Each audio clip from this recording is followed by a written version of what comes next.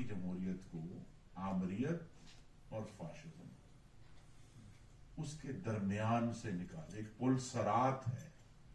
It's a very difficult road جس میں سے ہمیں گزار کر لے کر جانا ہے.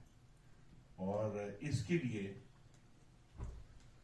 جو میں نے اپنی زندگی میں واحد ایک کوشش ہوتے ہوئے دیکھی ہے وہ 2006 میں محمد نواز شریف اور شہید بے نظیر بھٹو نے مل کر کی، جس کا نام چارٹر آف ڈیموکریسی ہے. اچھا، بہت آسان ہے. You can ridicule practically everything in this world.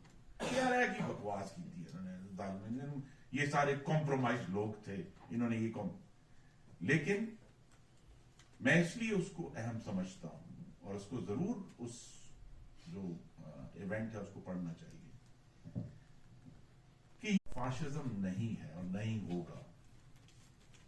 لیکن چونکہ 21ویں صدی کی تیسری دہائی چل رہی ہے، اگر ہم ٹھیک 100 سال پہلے جاتے ہیں تو میں تو جب پڑھتا ہوں 1920 کی جو دہائی تھی نازی جرمنی میں، تو مجھے تو پسینے آ جاتے ہیں، میں تو پریشان ہو جاتا ہوں کیونکہ بہت ساری چیزیں وہی ہیں جو وہاں موجود تھیں. تو ہمیں پاکستان کو اور پاکستان کی جمہوریت کو اس کے ایک طرف آمریت ہے اور دوسری طرف فاشزم ہے. اب رؤوف صاحب اور میں اس پر بحث کریں گے کہ ان کی پارٹی فاشسٹ ہے تو میری پارٹی اس پر بحث ہو سکتی ہے. کبھی میں کہوں گا ان کی پارٹی فاشسٹ ہے، یہ کہیں گے نہیں آپ نے بڑا ظلم کر رہا ہے. اور may be doctor Nafisa Shah is much more educated than I M.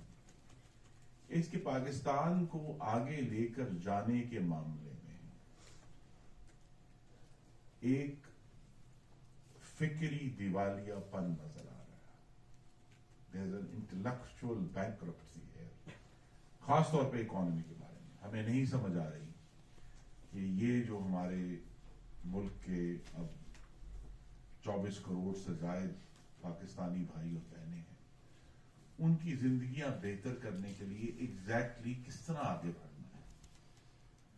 تو وہ جو ایگزاسشن ہے اس کا بھی علاج تاریخ ہے. آپ کو تاریخ پڑھنی پڑتی ہے، سوچنا پڑتا ہے، دیکھنا پڑتا ہے. اور جہاں تک سیاست کا تعلق ہے، جس کا بہت گہری چھاپ ہے اس علی کی کتاب کے اوپر، یہ بات تو ہم سب اس پر